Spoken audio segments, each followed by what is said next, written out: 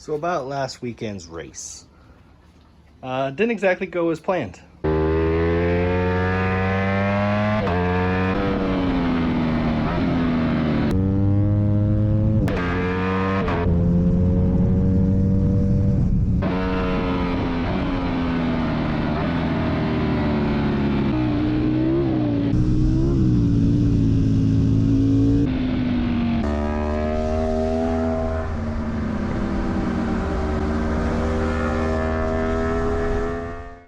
As you see, things could have been way worse. Fortunately, they weren't. The bike's still in one piece, which is awesome. Lucky me. However, we had to stop the race a little short because we developed a mechanical issue.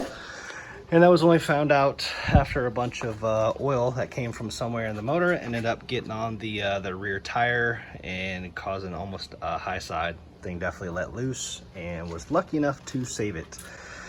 So we're not sure what exactly happened or where it's coming from. Belly pan did its job, which was great, and ended up saving a lot of that oil from going on the track, which is great. However, we don't know what the issue is or how bad or good it is. So we're gonna take things apart and take a look at it. You'll see that there's some weird like sheen on the sprocket here. You can see the oil residue all over the rear wheel itself, and there's just a lot of evidence around the exhaust. You'll see it on the fairing as well. There was a ton of oil in the belly pan, so all that oil collected. I did end up throwing a bunch of paper towels in there, so when I transported it home, it wasn't going to leak all over the truck. But we'll kind of see what happened here. It may be kind of difficult to see with the glare, but you'll see some of the runs that were coming out. So right now, the working theory that I've got is maybe a water pump and it dripped down. Could have been a head gasket or maybe even the oil cooler. It was running really hot. Eagles Canyon Raceway was about 105 degrees or so. Stupid hot outside. The bike was running hot as well, and actually got over 4 bar for a bit. So we'll see what happened. Everything else seems to be kind of good to go. Luckily, like I said, it is in one piece, and we'll pull it apart and see what we get. Before we pull it apart though, did want to note, usually I wash this thing to make sure everything is all nice and clean before we take it apart. However, what I'm trying to do by not washing it is preserve any of the evidence, so to speak, to see where this leak came from. A lot of times the leaks will show up as a clean area or a shiny area. Sometimes they'll have like the leaks will drip down the head and that area below it will be clean. And you know that's essentially where the leak came from. So if I wash everything now, then I know I'm not going to find that as nearly as easily as if I were to just take things apart now and kind of go fishing and see what we get. So just as a heads up, this is another one of those videos. This is just how I did. This isn't a how-to video. So let's jump in, tear things apart, and see what we get.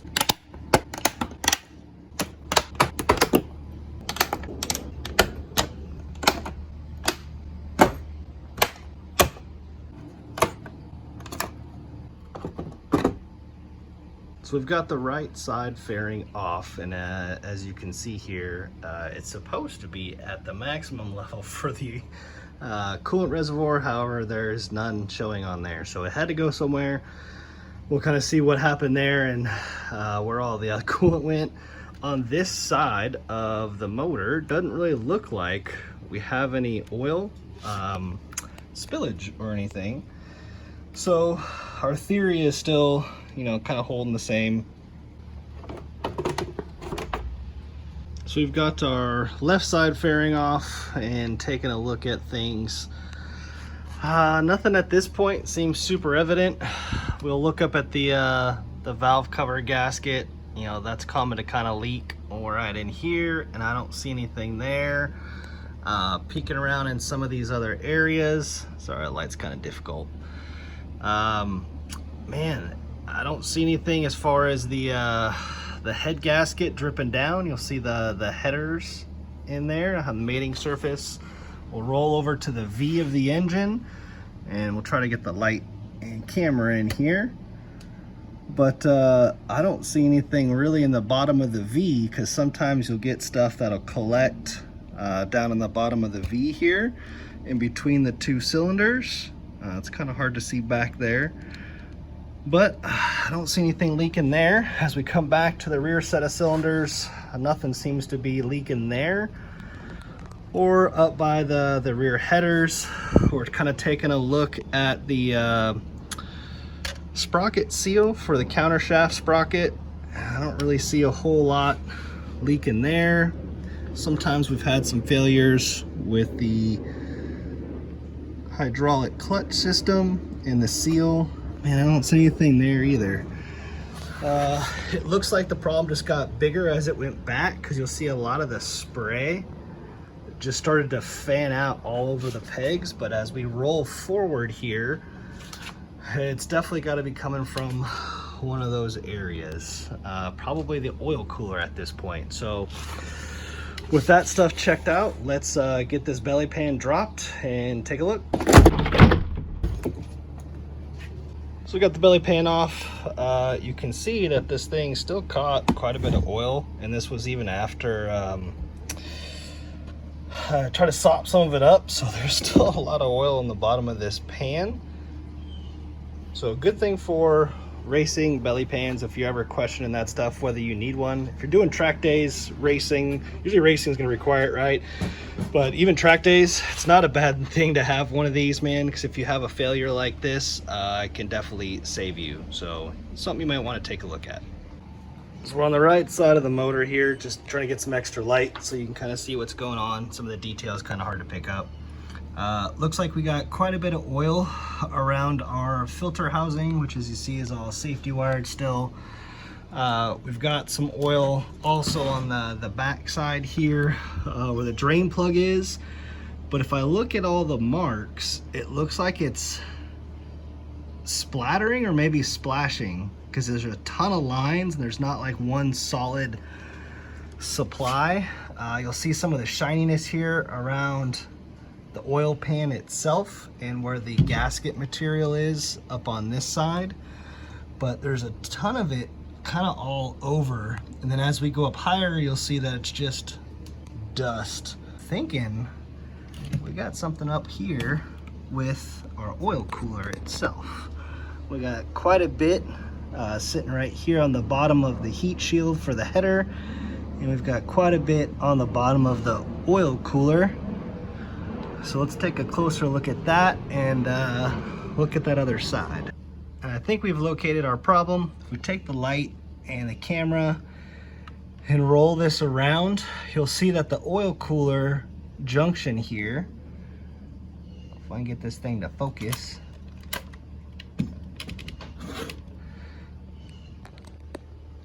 right here at the top, it's all clean at the top. Down here at the bottom, we've got ourselves a steady stream that runs all the way down the oil cooler. And as we pull back and we start looking at the light, you look at the header itself, and that header right in here looks like it's been taking oil and burning, because where that heat shield is hasn't discolored, but all this stuff has. And if I look at the light, it definitely looks like it's just been running straight back the exhaust. We'll have it here on our quick shifter underneath our air intake for that quick shifter, and all over the exhaust on this side, all the way up on our linkage, that kind of stuff. So I'm thinking we'll double check and see once we pull this off and get the oil drained and kind of pressure test this bad Larry. But man, it looks like that oil cooler ended up failing. So let's take a look a little tighter. And I think that is a crack in the seam for the oil cooler, which is kind of strange. I'm not sure why that would do that. There's not a whole lot of stress there that I can tell. I know that those lines that go in aren't super flexible, so maybe just, you know, the flexion of just going back and forth or any kind of movement, just finally let go. I'm not positive. At any rate, that looked to be our failure. I guess insult to injury, man, is one of those things where this tire has seen oil, and as much as this thing looks like it's got life on it because it had what, just a couple of sessions, couple of practice, and like 1 or 2 races, it's got to go. Anytime there's oil on that stuff, man, don't even risk it. The front, I think, is going to have to go too, because I think it ended up rolling over some of it, so it just kind of is what it is. We'll try to figure out if that coolant just overheated and that was the reason why we're a little bit low, or if we have yet another leak in there too. I guess the good thing is, checking our oil level, we are still within spec. So it wasn't starved of oil or anything like that, which is awesome. So we shut it off at the right time. Good news there. So let's get this oil cooler pulled off and see if we can't pressure test it and confirm that seam right there and that crack is in fact our one and only issue. So as we start to take everything off and remove our supply and return lines on the other side there, we shouldn't have to drain the oil, as this should still be able to hold oil in the sump and the engine. Obviously the oil cooler is going to have some in there still, but we're just going to tie these lines up and see if we can't save the rest of the oil in the engine, as it doesn't have that much time on it. So we'll just see if that works. We're going to have to remove the fairing that goes on the inside and the duct, right, that directs all the airflow into the radiator and the oil cooler as it attaches down here at the bottom. We got a couple of bolts or studs attached to this that the oil cooler bolts to, and then you've got your radiator support. You've got some other attachments up here, but I think we'll be able to get away with just loosening this one or taking it off and then loosening up this, so the whole thing can kind of just slide forward and we can slide that oil cooler out. So let's jump in there and knock this out.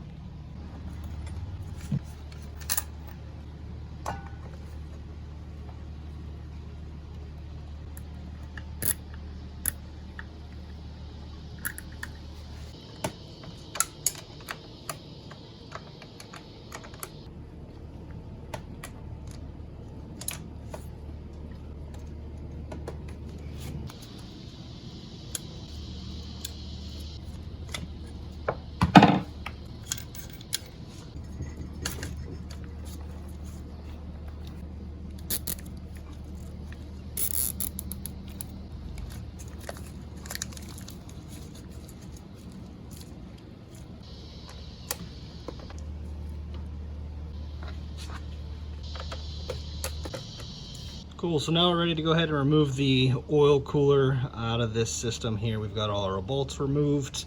One thing I wanted to note is if this oil cooler was good, definitely want to put some cardboard or something against the backside of this oil cooler, because it's in really close proximity to the headers here. It's kind of hard to see on camera, but there isn't a whole lot of space, and as you wiggle this thing in and out, you're inevitably going to hit the heat shield for the headers. So to make sure you don't screw up any of these cooling fins or hurt any of the cores or anything like that, because it is soft aluminum, make sure to put a piece of cardboard or something back there to kind of buffer any damage as you wiggle this thing out. Obviously we don't give a shit about this one because it's already broken, so we're just going to go ahead and pull it out.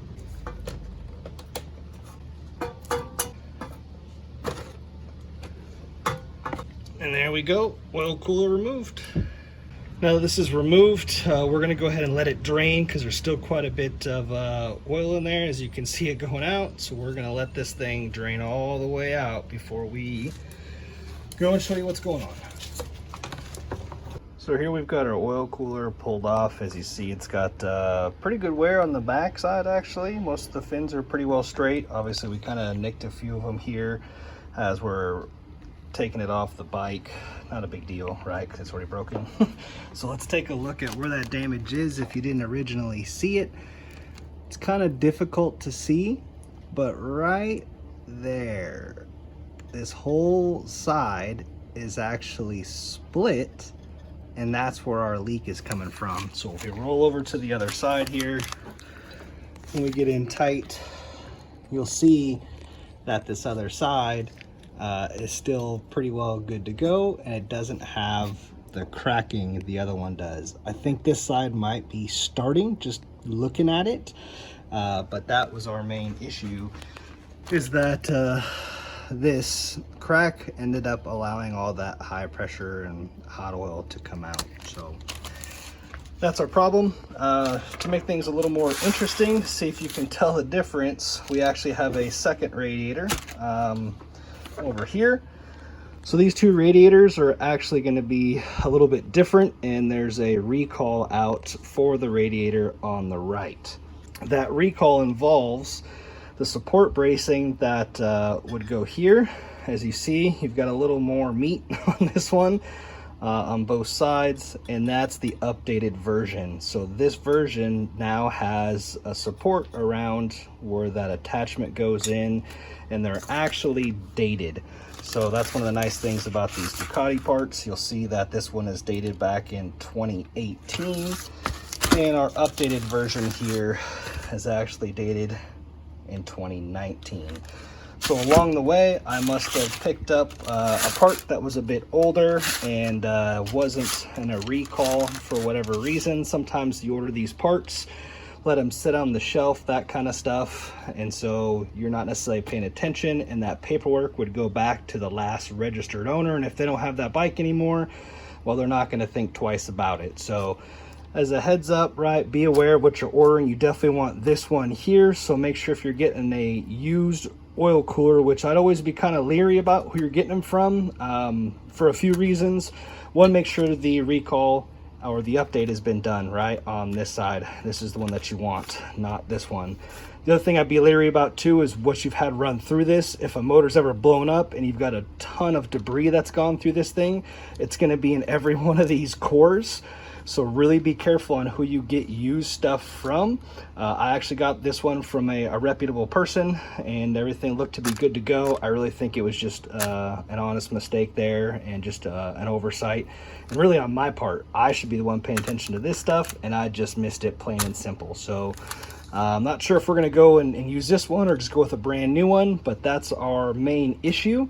And then we'll see what we get with the new one, get it bolted up, and get back on the track.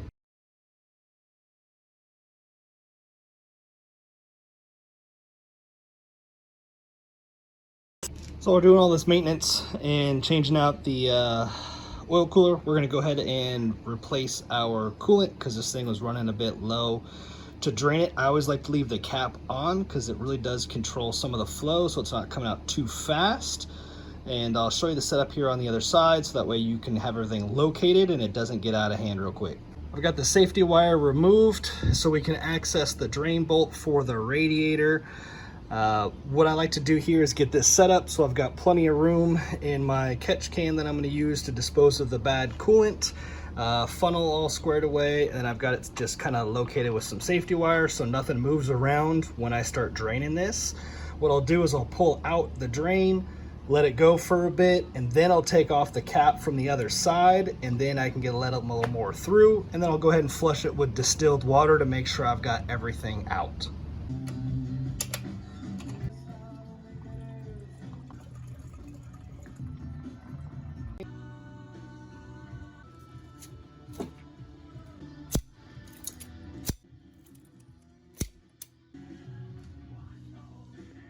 So with our coolant all ready to be put back in, we've got the safety wire on the drain plug, system's flushed, everything's all good. I've had a few questions about what coolant I run.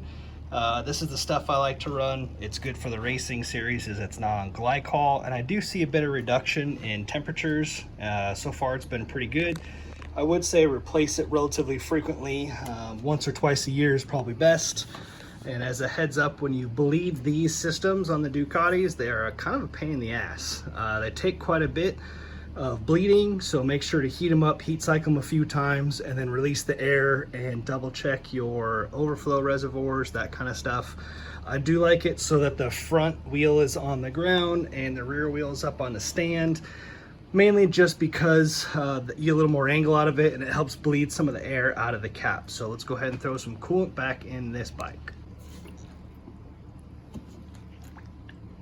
As we're adding coolant here, I also like to squeeze the supply and return lines just to get a little more air out. As you can see, when you squeeze them, you get some bubbles that come out of that system, and you can keep topping it off before you start it up.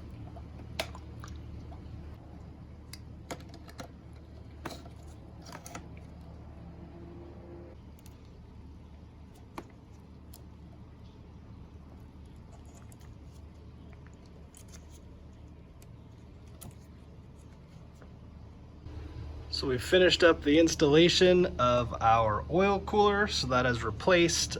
We saw some issues with the heat shield here. Some of the mounts were cracking, so we just fashioned up our own. We've got the thing hosed down with contact cleaners, so it should all be clean and good to go. Our coolant is topped off. So we'll go ahead and fire this thing up, check our fluids, make sure nothing's leaking, everything's tight, and you kind of see we've got everything indexed. So everything should be good to go. One thing I'll note is that we're actually overfilling it right now. You can see that thing is way over what it's supposed to be, and really that's just because we've got to fill up the oil cooler since we replaced it. So we do plan on double checking this thing after it starts and heats up, and we have to bleed our two systems. One, the oil, make sure everything is all good there and topped off, and we got to bleed any air that gets stuck up in the thermostat housing and some of these hoses on the feed and return line. So those are the things that we'll double check and see how she works.